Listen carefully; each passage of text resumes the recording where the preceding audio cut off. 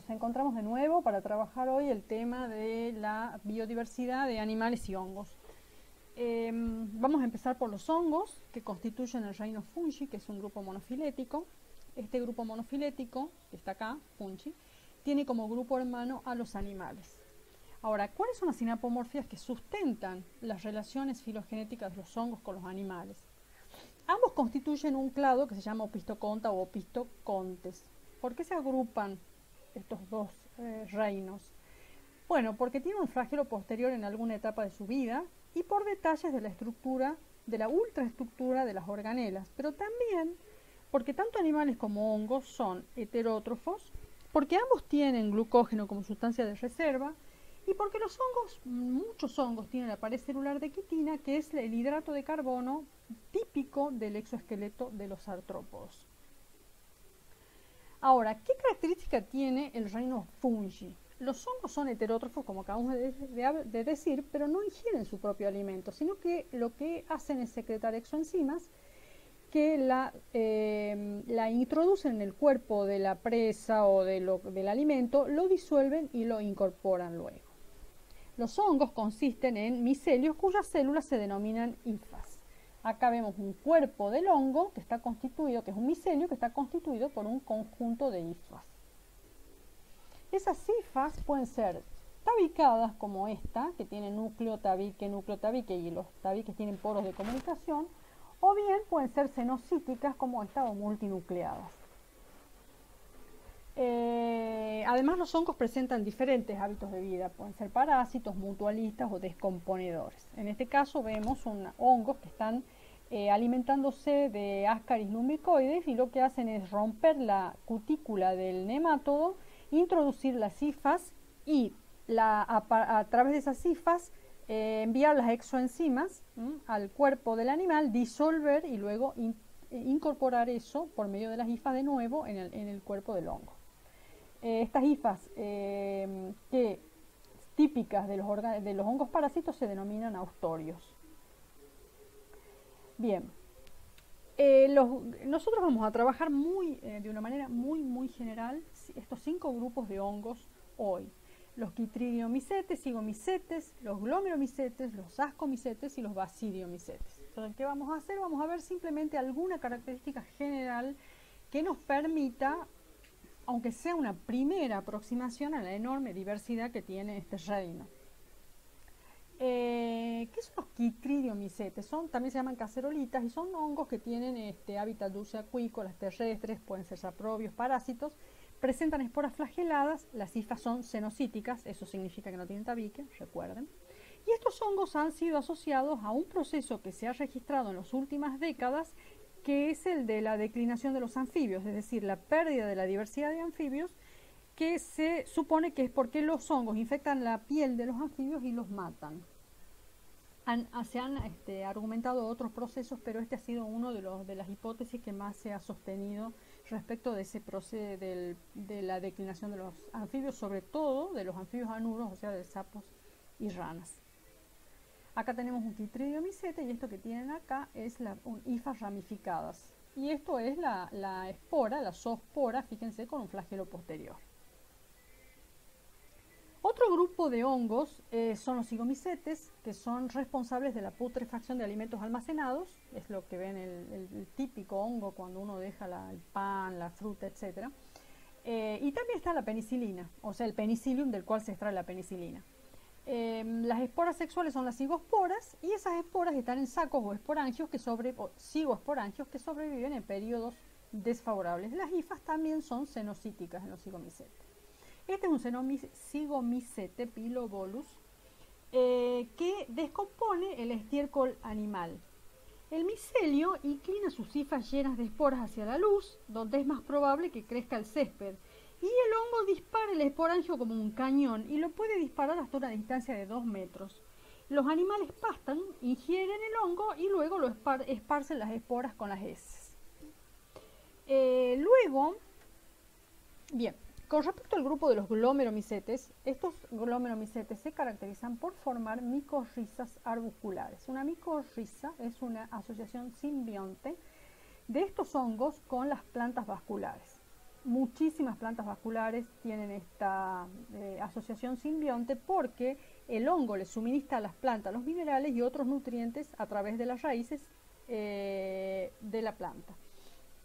Acá esto es una micrografía electrónica con microscopía electrónica de barrido. Esto es el hongo, un glomeromicete, glomus, y esta es una célula de la raíz.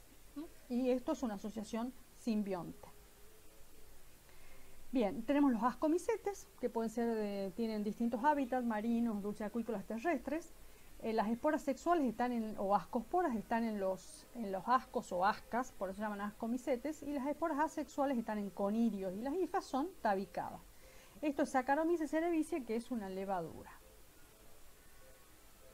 Perdón, vamos despacio. Acá tenemos otros hongos, otros ejemplos de ascomicetes. Estas son las trufas, que emiten un fuerte olor. Y estos hongos están enterrados y se entrenan a animales como por ejemplo cerdos para que los encuentren, y son parte son una delicia gourmet extremadamente cara. Y estos también son otros hongos ascomicetes, y esta es Neurospora, que es como un moho del pan y que ha sido utilizado mucho como organismo modelo dentro de los estudios de genética molecular. Bueno, tenemos a los basidiomycetes, que son los hongos de sombrero más conocidos, que tienen basidioesporas llevadas por basidiocarpo. Entonces están los hongos de sombrero, de repisa, los champiñones, que también son muy ricos, y son uno de los mejores descomponedores de lignina. Tienen hifas tabicadas, y ese famoso anillo de hadas también es un basidiomycete. Acá tenemos otro ejemplo. Este hongo de acá tiene un olor a carne podrida, y esto que se ve acá esto es una lluvia de esporas que está lanzando los hongos. Y estos son hongos en repisa, y esto se llama Amanita muscaria, que es una especie de hongo muy frecuente dentro de los bosques de coníferas del hemisferio norte. Bien. Entonces, acabamos de decir que los hongos se asocian con raíces de plantas, incrementando la capacidad de estas para tomar nutrientes. Estos son las endomicorrizas. También se puede asociar con el intestino de animales de granja para la descomposición de animales, con insectos y con algas. En esta fotografía lo que se ve es son dos plantas de soja. Esta planta de la izquierda, que ha crecido mucho menos, bastante raquítica, experimentalmente se eliminó el hongo de la endomicorriza, y ahí se ve el importante papel que juega el hongo en el crecimiento saludable de esta planta. En esto lo que vemos son las hormigas que están llevando a su hormiguero una planta. Esta planta en el hormiguero va a ser descompuesta por un hongo y va a ser parte del alimento de las hormigas. Acá vemos otra asociación muy conocida. Estos son líquenes. Y en un líquen lo que tenemos es las hifas de los hongos, que es lo que se ve acá. Esto también es una micrografía electrónica. Y este es el alga, es una asociación simbionte entre alga y hongo, y esta es el alga que fotosintetiza y así de esa manera alimenta el hongo y recibe del hongo protección y humedad. Bien, entonces esto, como ven, muy breve clase respecto del reino fungi. Entonces, en resumen, lo que tenemos que saber de este tema es cuáles son las sinapomorfías que sustentan el nodo de los opisthocomta, y a grandes rasgos las características más sobresalientes de estos 5 grupos de hongos. En un rato entonces volvemos para trabajar biodiversidad de animales. Gracias y no se vayan.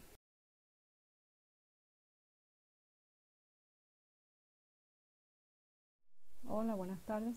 Nos encontramos ahora para continuar con la clase de hongos y ver las características y clasificación de su grupo hermano, que son los animales que constituyen el reino animal. Los animales son eucariotas multicelulares que ingieren su propio alimento, lo digieren internamente, presentan tejido nervioso y muscular y reproducción sexual o asexual. La mayoría de los animales son diploides, presentan gametos, que son los únicos representantes de la fase haploide del ciclo de vida, si se recuerdan y comparan qué pasaba con los vegetales. En la forma más primitiva y simple de la reproducción sexual, los espermatozoides y óvulos se fecundan externamente, es decir, se liberan al agua donde se unen. Hay una serie de caracteres muy emblemáticos que se usan para la clasificación del reino animal. Estos son el nivel de organización, simetría y tipo de desarrollo embrionario, con detalles sobre el origen embrionario de ciertas estructuras que vamos a ver. Entonces, en la primera parte de esta clase vamos a repasar estos caracteres y luego vamos a ver cómo se usan en la clasificación o en la propuesta de relaciones filogenéticas.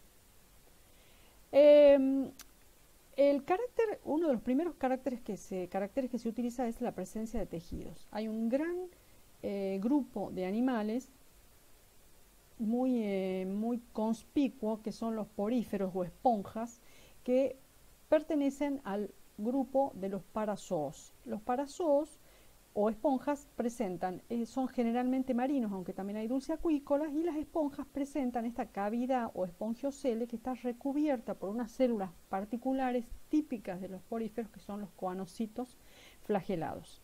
Ahora bien, estas células, tanto los coanocitos como los amebocitos y los otros tipos celulares que existen en poríferos, no forman verdaderos tejidos, es decir, no presentan una coordinación entre ellos, entre esas células, para que actúen para cumplir determinadas funciones, sino que cada una actúa individualmente. La presencia de tejidos aparece en el otro gran grupo de los animales, que es el de los eumetazoos.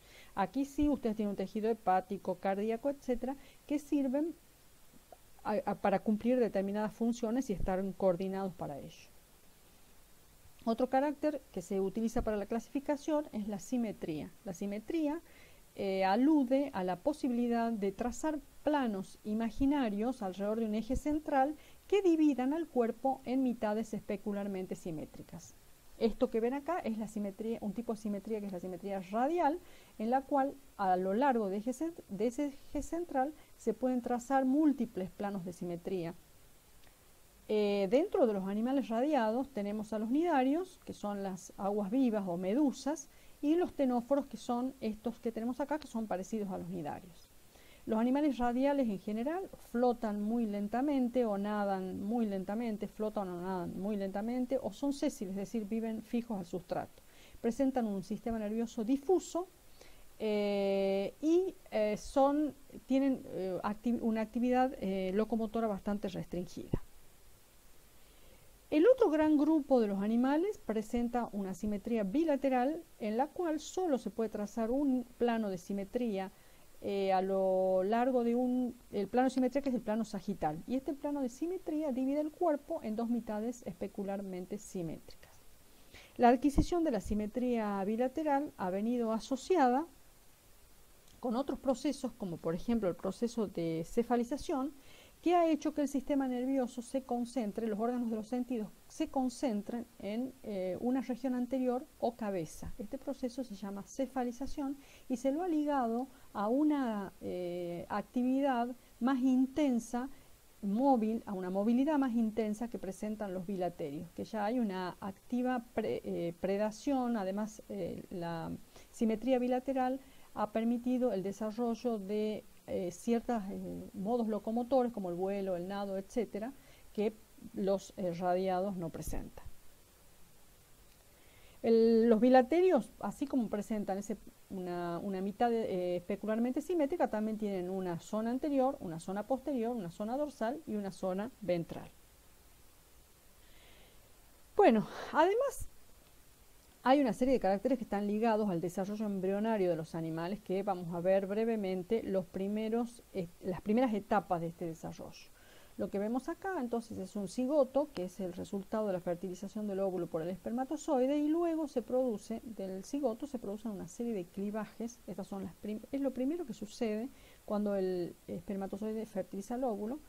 Entonces luego el cigoto se divide. Estas son las divisiones del cigoto en planos de clivaje. Acá tenemos, por ejemplo, la etapa de 8 células, luego se sigue dividiendo hasta que llega a la etapa de blástula, que es como una pelota hueca, y este hueco o cavidad se denomina blastocele, que es la cavidad primaria del embrión. Luego el blastocele sufre un proceso de gastrulación, que es la invaginación que vemos acá, y se abre un poro que comunica con el exterior que se denomina blastoporo.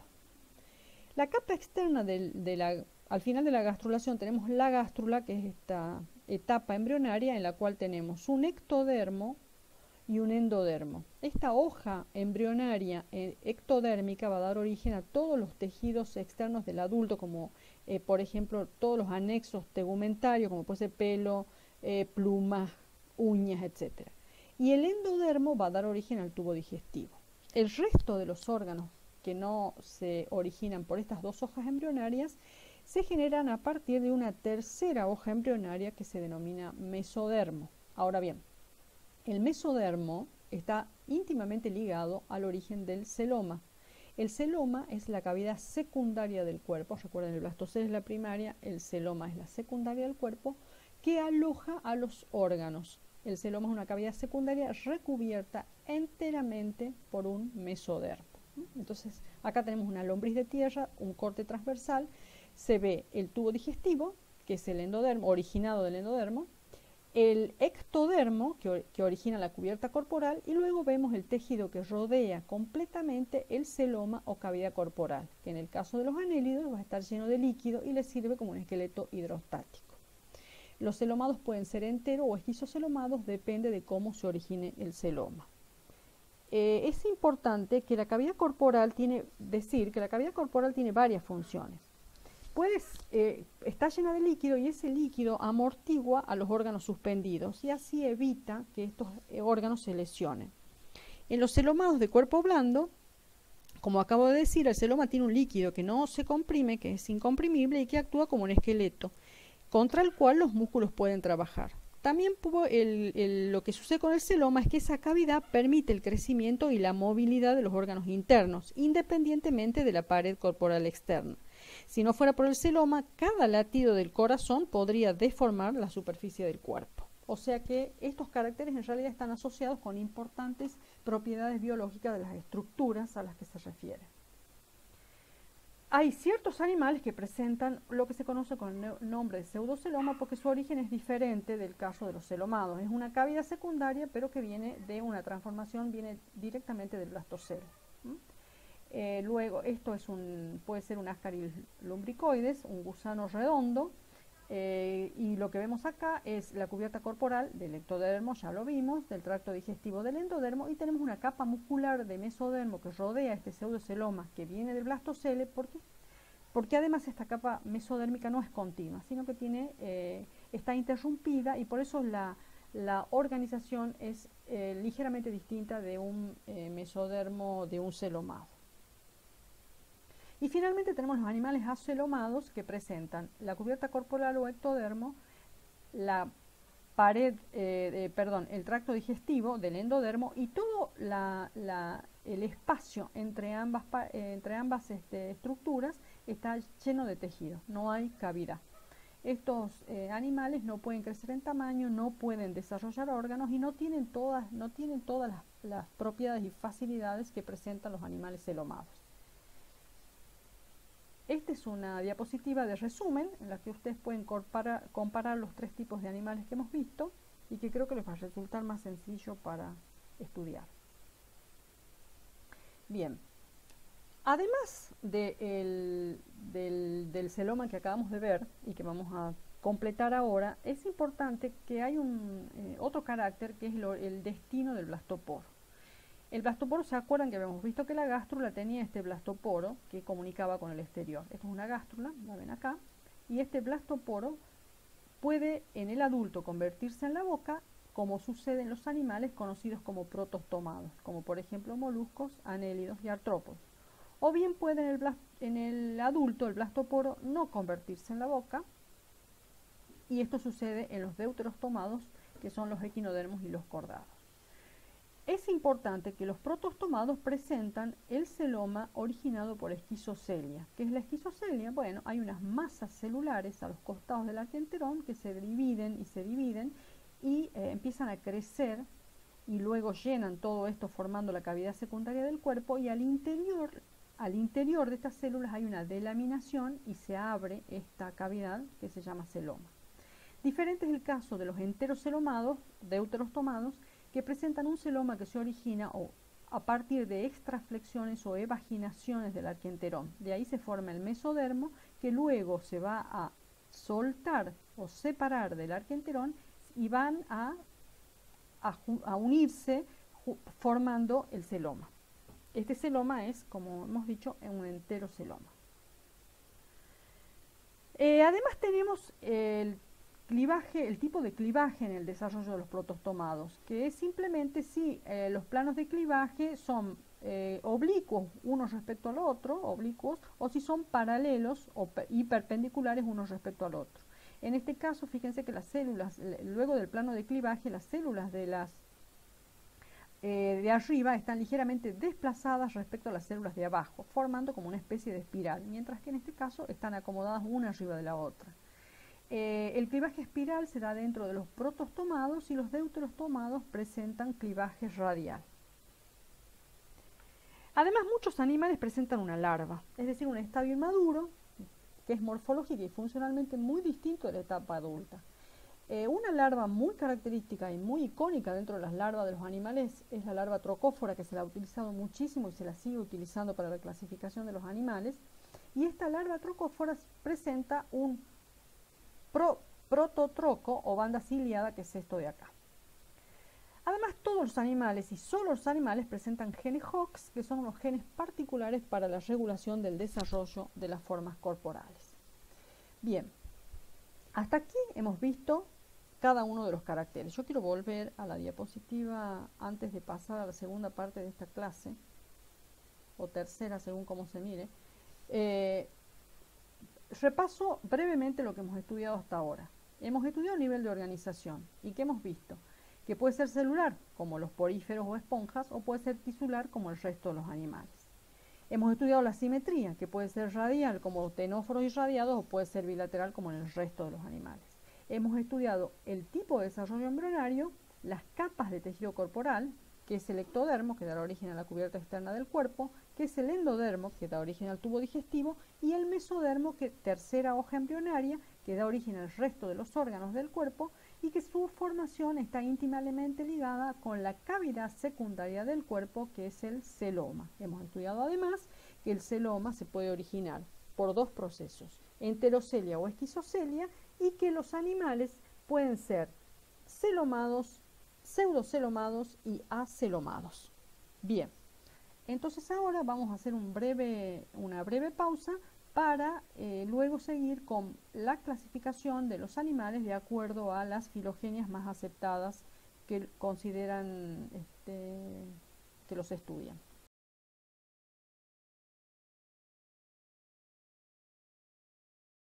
Hola, continuamos ahora con la clase de biología animal y vamos a ver la clasificación de los animales de acuerdo a sus relaciones filogenéticas. En este árbol vemos cómo parte de los caracteres que hemos venido revisando se han utilizado y esta propuesta lo que plantea es que de un ancestro colonial flagelado habrían surgido los animales o metazoos.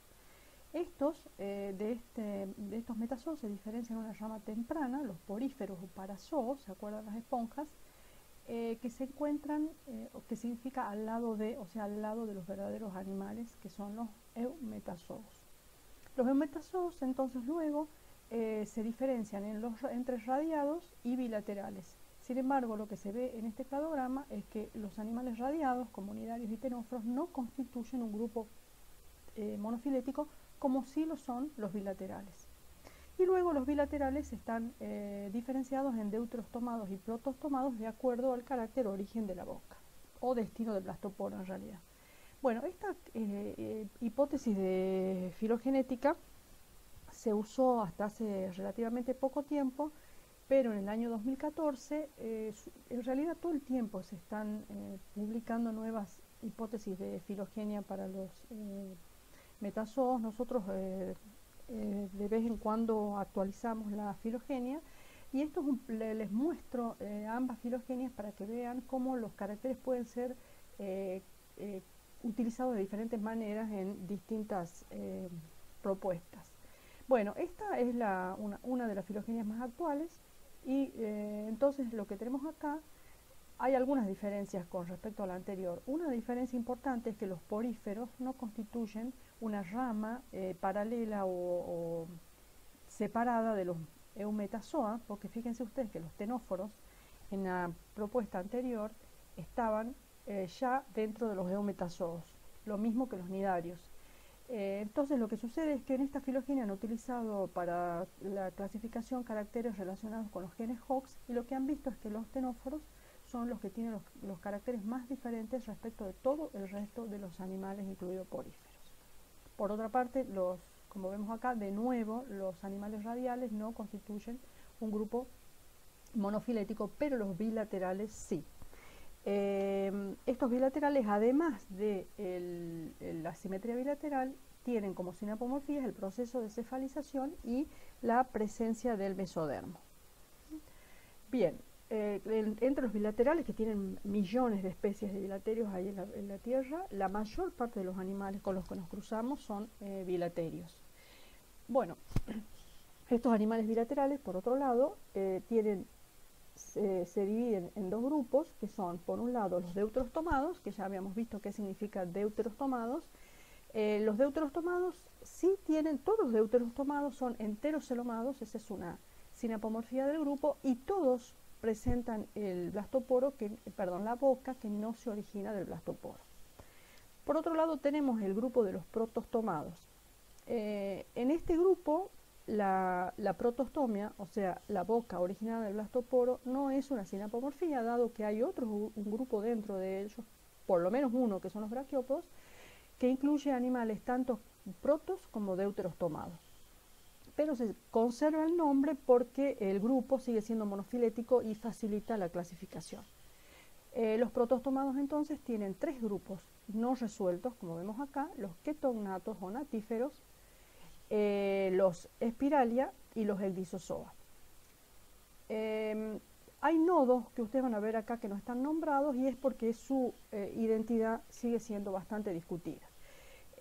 Los Spiralia son todos los animales que presentan un clivaje espiral, e incluyen los trocozoos, que son los animales que presentan la larva trocófora con el prototroco, si se recuerdan. Bueno, entre los trocozoos tenemos los moluscos y los anélidos más conocidos, y los ecdysozoos son todos los animales que presentan muda o ecdysis, que incluye los muy bien conocidos artrópodos y los nemátodos. Bien, entonces vamos a hacer un repaso por esos grupos y sus representantes. Habíamos dicho que entonces que protostomados tenemos los trocozoos, que presentan la larva trocófora con el prototroco, si se recuerdan, y los ecdysozoos, que presentan muda, que es lo que se ve acá, un artrópodo mudando. Dentro de los ketognatos, que son los natíferos, son animales muy pequeños, transparentes, que están recubiertos de una cutícula y forman parte de casi todos los plancton que existen en los océanos. Dentro de los trocozoos tenemos los braquiópodos, y los braquiópodos que son parecidos a los bivalvos, pero son sésiles. Tenemos los moluscos. Esta foto de acá, discúlpenme, está mal puesta, porque es un anélido, está repetido, no es un forónido, estos son los forónidos. De todas maneras, dentro de los trocozoos, aunque ustedes se recuerden, moluscos y anélidos están bien, que tenemos los moluscos, que son los caracoles, las babosas, y dentro de los anélidos las lombrices de tierra. Y los ecdysozoos, que incluyen a los artrópodos y a los nemátodos. Acá ven un artrópodo, como han visto antes, mudando, y nemátodos, que son los, por ejemplo, las Ascaris lumbricoides, pero que en realidad la mayor parte de los nemátodos son de vida libre. Entonces estamos ecdysozoos, hemos visto artrópodos. Tenemos a los nemátodos, que son animales que presentan el tubo digestivo completo, son descomponedores, predadores y parásitos. Los artrópodos, o patas articuladas, entonces estas son las articulaciones de las patas de la araña, que incluye arañas, escorpiones, los crustáceos, cien pies, etc. Y que por esa muda pertenecen al grupo de los ecdysozoos. Tienen un exoesqueleto de quitina, que es un hidrato de carbono, que ya hemos visto que hemos dicho en la clase de hongos, que tienen en común con muchos hongos que presentan este hidrato de carbono en su pared celular, y presentan metamorfosis. dentro de los deuterostomados, que son enterocelomados, hay por lo menos dos grandes grupos más conocidos, que son los equinodermos y los cordados. El equinodermo, que significa piel con espina, están las estrellas de mar, los erizos, pepinos de mar, y tienen ese sistema vascular acuífero tan característico de estos animales. Y dentro de los cordados, que incluye vertebrados, están los peces, anfibios, los reptiles con las aves y los mamíferos. Vamos a ver, entre la característica de los vertebrados es que están formados, la columna vertebral está formada por las vértebras, que son estas piezas articuladas, e incluye todos esos grupos que acabo de mencionar. Bueno, entonces con esta breve repaso de los grupos del reino animal y de sus relaciones filogenéticas, llegamos al final de la clase de biodiversidad animal.